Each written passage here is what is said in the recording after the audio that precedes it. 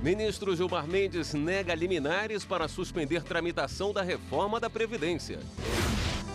Audiência no Supremo discute demarcação de terras indígenas em Santa Catarina. Nós estamos cogitando de hipóteses que abrem portas, não hipóteses que fecham portas. Policial rodoviário federal que exigiu pagamento para não multar motorista é condenado pela Justiça. O motorista foi até um caixa eletrônico e acionou a polícia militar, que o orientou a fotografar a nota antes de entregar para o agente. No Rio, preso provisório não pode ter imagem divulgada por decisão judicial. Recentemente, a terceira Câmara Civil do TJ do Rio confirmou esse entendimento ao julgar o mérito da ação proposta pela Defensoria Pública do Estado. E Conciliação da Paraíba garante informação sobre as tarifas de ônibus à população. No final, como todo processo conciliatório, todos saíram satisfeitos.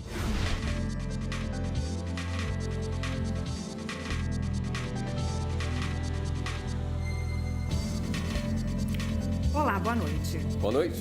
A Audiência de Conciliação e Diálogo no Supremo discutiu hoje a demarcação de terras indígenas em Santa Catarina. O tema faz parte de uma ação de relatoria do ministro Edson Fachin, em que um grupo de agricultores pede a anulação de portaria de 2003, que redefiniu e ampliou os limites de uma reserva no estado. Repórter Carla Lucena acompanhou e ao vivo tem as informações pra gente. Oi, Carla, boa noite.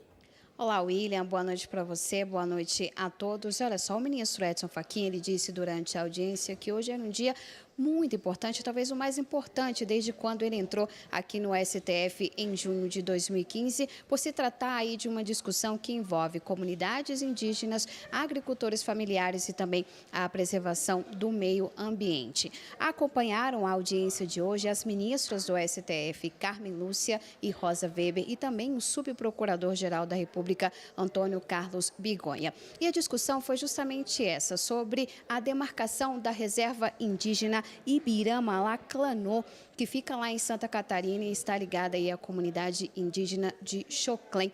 Essa portaria de 2003, ela ampliou os limites dessa reserva e ocupa hoje também uma área que vivem agricultores familiares. E olha só, ao final dessa audiência, o ministro Edson Fachin, ele determinou o prazo de 15 dias para que a União, o INCRA e o Estado de Santa Catarina apresentem um estudo sobre a dimensão econômica dessa área.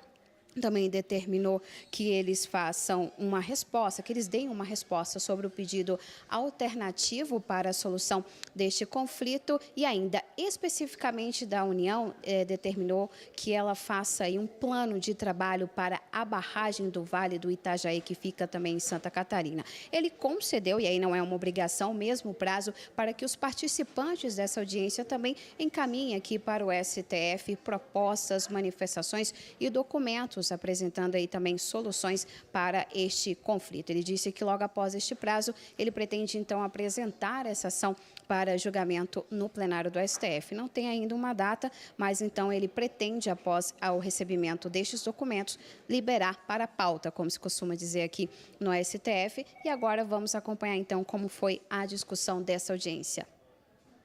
Relator da ação que discute a demarcação das terras da comunidade Xoclém, em Santa Catarina, o ministro Edson Fachin ressaltou que essa é uma questão difícil, mas muito relevante para o país. Levando sempre presente que a Constituição tem força normativa e que, evidentemente, debaixo da força normativa da Constituição, especialmente os órgãos públicos, os entes federativos, são responsáveis por execução de políticas públicas. E, muitas vezes, quando esses afazeres não são levados a efeito, isto se projeta para o Poder Judiciário e o Poder Judiciário é conclamado a tomar uma determinada decisão e expedir os seus comandos na prestação jurisdicional. Nós estamos cogitando de hipóteses que abrem portas, não hipóteses que fecham portas. O advogado que defende os agricultores disse que mais de 300 famílias moram na área há mais de 7 décadas. Afirmou que as terras foram compradas de forma regular e que a portaria determinou a ampliação das terras indígenas. O advogado das madeireiras defendeu um diálogo, mas que não haja retrocesso para nenhuma das partes. Não há interesse, não há entendimento das comunidades de agricultores, principalmente do município de Vítor Meireles, de saírem, né? A única coisa que eles têm são essas pequenas propriedades. Eu enxergo que é melhor para todos isso aí, para a gente chegar num acordo final e todo mundo sair bem. Essa é a minha pretensão. Integrantes da União explicaram que a Constituição estabelece limites para o pagamento de indenizações e que, no caso, não seria possível esse ressarcimento. INCRA e FUNAI falaram da possibilidade de fazer estudos sobre o perfil e espaços para realocar as famílias dos pequenos agricultores que ocupam essas terras. Como a União já ressaltou, caso o procedimento, de demarcação prossiga, a participação do INCRA será adequada nessas etapas posteriores. A FUNAI entende, em relação à abrangência das questões ambientais, na forma como já mencionado aqui, há a possibilidade de se compor participação em mesa de negociações para que a gente possa aprimorar aquela proposta originariamente colocada dentro do âmbito de consensualidade de todos os atores envolvidos. Representantes das comunidades indígenas alegaram que as terras são de ocupação tradicional e muito importante para a preservação das 3 etnias que moram na região. Na verdade, ministro, nós queremos aqui dessa casa o reconhecimento tradicional, originário desse povo, só esse pedacinho de terra. O ministro Gilmar Mendes, do Supremo Tribunal Federal, negou o pedido de liminar formulado em 3 mandados de segurança que queriam a suspensão da proposta de emenda constitucional que trata da reforma da Previdência. O ministro não constatou, no caso, os requisitos que justificariam a concessão da medida.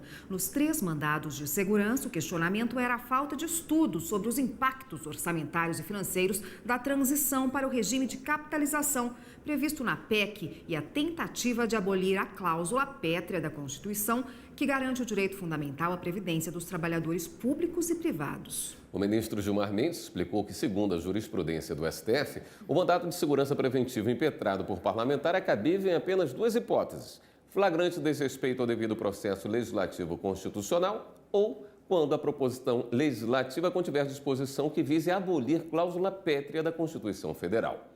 Ao negar os pedidos, o ministro entendeu que a PEC não sinaliza a supressão de direitos e garantias fundamentais e lembrou que a proposta percorre um longo caminho no legislativo, podendo ser debatida e alterada.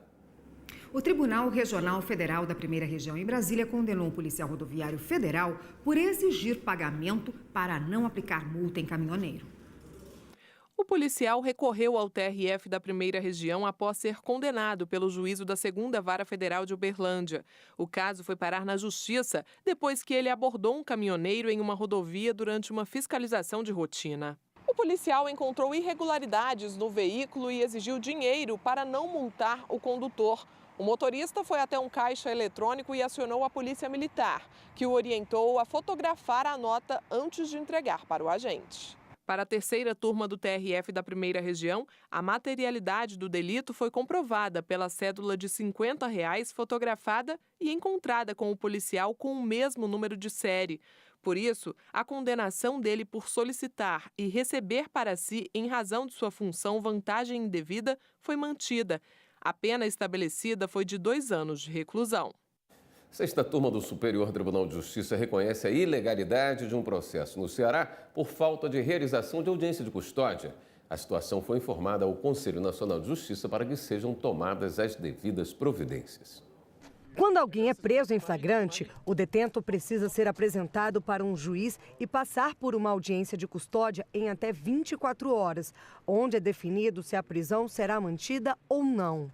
Mas no Ceará, esse prazo não foi respeitado e um homem acusado de tráfico de drogas e porte ilegal de arma de fogo passou mais de 96 horas sem que a audiência de custódia fosse realizada. Ele só foi solto depois de uma liminar concedida pelo ministro do STJ, Rogério Schetti Cruz.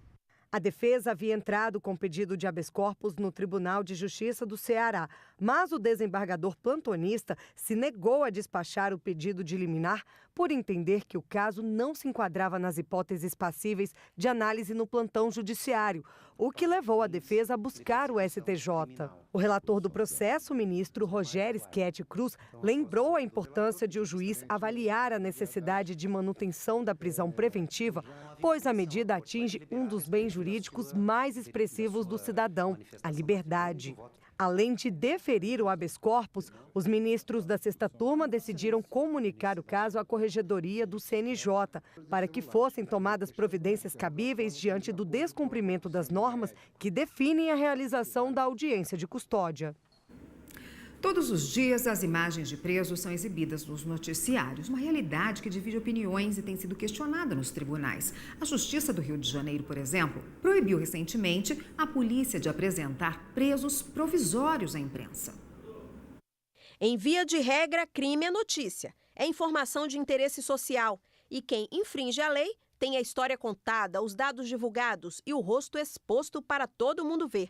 Já era assim antes da internet, agora com essa tecnologia, os blogs e as redes sociais, então, a imagem se espalha muito mais rápido. Com isso, o preso antes anônimo se torna conhecido. As apresentações sempre têm uma finalidade, qualquer imagem de um suspeito, quando há exposição e divulgação, há uma finalidade bem prática, bem objetiva para a investigação, né? Muitas vezes de cessar um ciclo criminoso, outras vezes de criar a oportunidade de se identificar novas vítimas. Em geral, a Polícia Civil não divulga, não expõe a imagem de pessoas, a não ser realmente que haja um fundamento para isso. E você, é contra ou a favor da exposição da imagem de presos? Tem que mostrar, tem que escancarar o rosto mesmo da pessoa que está roubando. Que tem pai de família trabalhando, sacrificando. Aí não pode sair com um celularzinho, mesmo fraco, e um sem vergonha e rouba.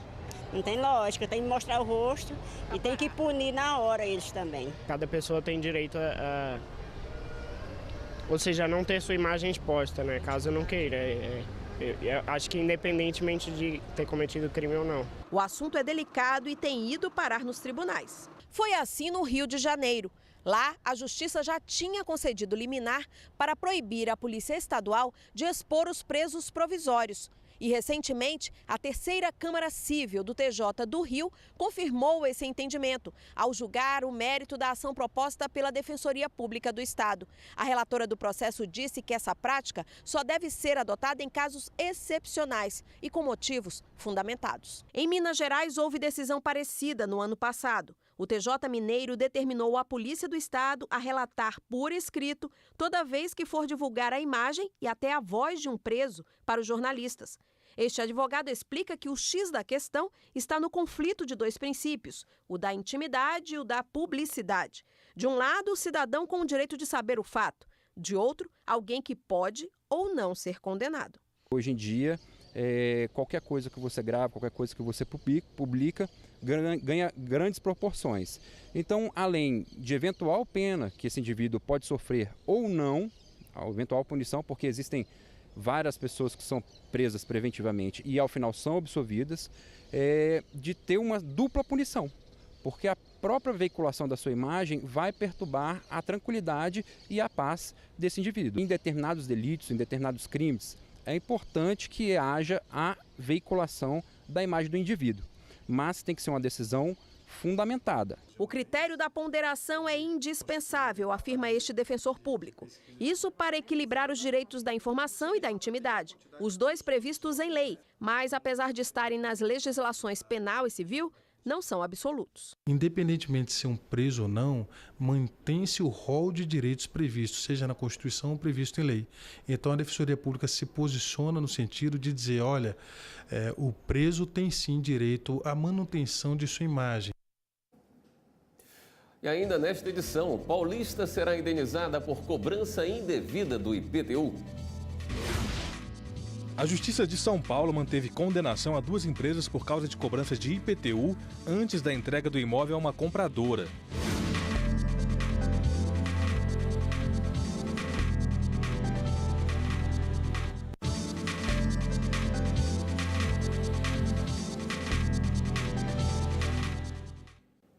Daqui a pouco começa a cobrança do IPTU. É importante pagar o imposto, mas antes de quitar a dívida, conheça algumas regras. A Justiça de São Paulo manteve condenação a 2 empresas por causa de cobranças de IPTU antes da entrega do imóvel a uma compradora. As empresas terão que pagar R$19 mil a título de danos morais e materiais. A cobrança injustificada era de R$9 mil. O imóvel foi entregue com atraso de 12 meses. A cobrança do IPTU é dinheiro para os municípios e, como não há uma destinação específica, pode ser usado nas mais diversas atividades governamentais. Ainda assim, o contribuinte precisa ficar atento. Essa advogada especialista em direito imobiliário explica que a obrigação de recolher o IPTU é do proprietário do imóvel ou de quem tem a posse de qualquer título. Mas para que a cobrança seja legal, a lei traz alguns requisitos. Meio-fio, abastecimento de água, sistema de esgoto, escola, posto de saúde.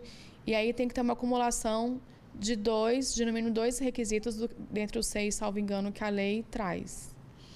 Havendo esses requisitos, aí é legal a cobrança. Inexistindo nenhum desses serviços, nenhuma dessa infraestrutura, a cobrança de IPTU é ilegal e aí o consumidor pode pleitear a devolução desses valores. Uma empresa de medicina diagnóstica do Rio de Janeiro não precisará contratar médicos na condição de empregados. O vínculo de emprego foi mantido apenas para os médicos que trabalhavam de forma subordinada antes de entrar em vigor a lei da terceirização e a reforma trabalhista. A decisão da terceira turma do TST. A ação foi ajuizada pelo Ministério Público do Trabalho contra a terceirização da contratação de 1.400 médicos para trabalhar em todas as unidades da empresa no Rio de Janeiro.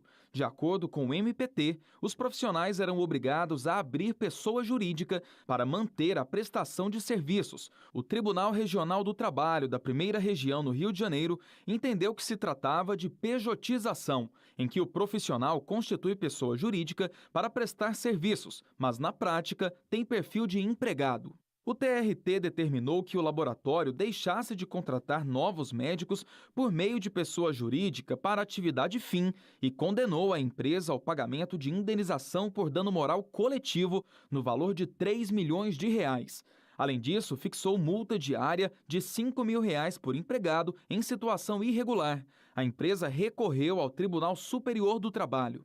No recurso de revista, o Laboratório de Medicina Diagnóstica argumentou que não ficaram configurados os requisitos do vínculo de emprego, a exigência de constituição de pessoa jurídica para contratação, nem a existência de dano moral coletivo. Disse ainda que deveria ser aplicada a Lei 13.429 de 2017, a chamada Lei da Terceirização, que regula os prestadores de serviço. O relator do recurso na terceira turma do TST, ministro Agra Belmonte, ressaltou que a partir da vigência da Lei da Terceirização e da Reforma Trabalhista, a empresa pode terceirizar serviços livremente, até mesmo na atividade fim. A turma seguiu o entendimento do relator e determinou que a empresa assine a carteira de trabalho apenas nos casos em que ficar comprovada a subordinação, com obrigação de comparecimento, horário de trabalho e impossibilidade de substituição. Dessa forma, foi excluída a condenação referente à contratação de médicos autônomos ou por meio de pessoas jurídicas, a partir da vigência das duas leis. E no próximo bloco, conciliação na Justiça da Paraíba garante informação sobre as tarifas de ônibus à população. É uma maneira de aperfeiçoar mais e dar mais transparência às coisas.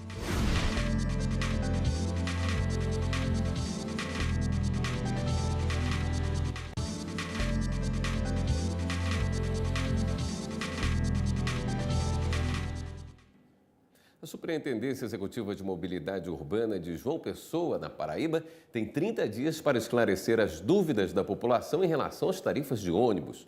O acordo foi firmado depois de uma audiência de conciliação realizada no Tribunal de Justiça do Estado. Mais uma audiência de conciliação bem-sucedida foi realizada no Sejusc Fazendário do Judiciário Paraibano. Dessa vez, uma ação civil pública em prol de transparência pública foi promovida pela Rede Minha Jampa, um órgão independente e apartidário que atua na defesa da participação do cidadão pessoense nas decisões públicas. A Rede Minha Jampa, autora da ação, questionou a CEMOB, Superintendência Executiva de Mobilidade Urbana, sobre o aumento das tarifas de ônibus na capital paraibana. Após 4 horas de audiência, foi firmado um acordo entre as partes, em que a CEMOB, por sua vez, se comprometeu em responder os questionamentos da sociedade sobre política tarifária de forma didática e fundamentada, no prazo de 30 dias. E todos esses questionamentos, toda essa fundamentação vai ser divulgada dentro do site da CEMOB e, além disso, não se imiscuindo da possibilidade de se realizar audiências civis públicas e também auditoria dos dados que forem lá divulgados após essa conciliação.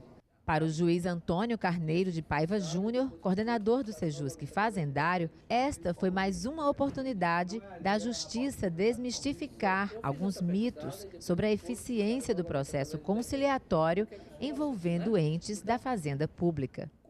Não só pode haver conciliação, como deve ser, não é, tentada essa possibilidade. Então, se chegou a um consenso, né? O município assumiu alguns compromissos, a CEMOB assumiu alguns compromissos e a parte autora também. Então, eu acho que no final, como todo processo conciliatório, todos saíram satisfeitos. Foi realmente uma reunião boa de conciliação. É uma maneira de aperfeiçoar mais e dar mais transparência às coisas.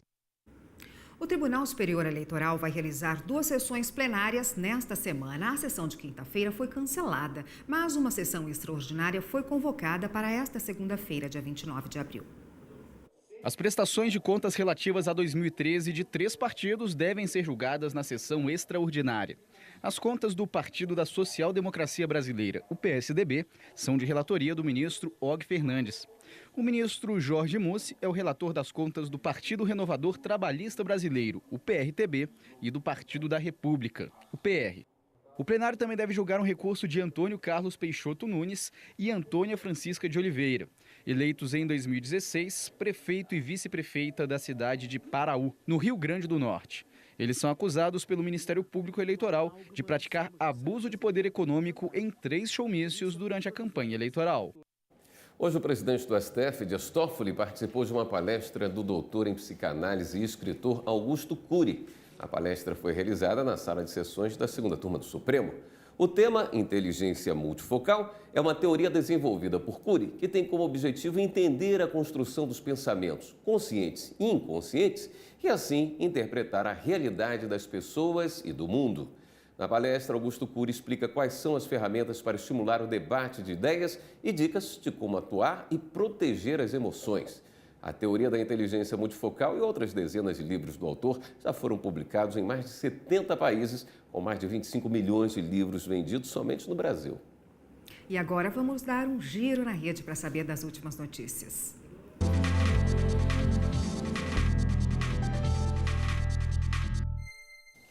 Vamos então à redação do Jornal da Justiça falar com a repórter Daiane Garcês, que tem as novidades para a gente.